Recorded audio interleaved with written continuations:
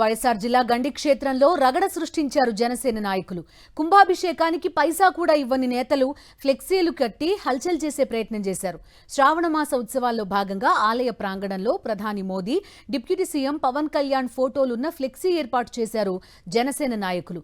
నిబంధనలకు విరుద్ధం కావడంతో వాటిని ఆలయ సిబ్బంది తొలగించారు.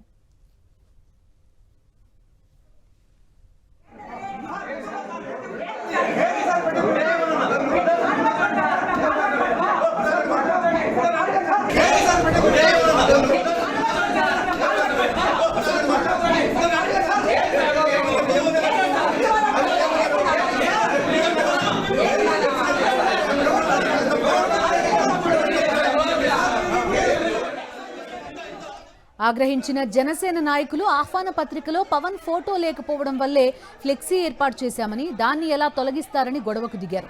పవన్ కళ్యాణ్ను అవమానించారంటూ ఆలయ సిబ్బందితో వాగ్వాదానికి దిగారు. దీంతో మనస్తాపానికి గురైన ఆలయ ఈవో వెంకట సుబ్బయ్య కాళ్లు పట్టుకుని క్షమాపణ చెప్పేందుకు సిద్ధమయ్యారు. ఆలయ సిబ్బంది ఆయన్ను వారించి కాళ్లు పట్టుకోకుండా ఆపేశారు. ఆలయ ప్రాంగణంలో రాజకీయాలు చేసిన జనసేన నాయకుల తీరు పట్ల భక్తులు ఆగ్రహం వ్యక్తం చేస్తున్నారు.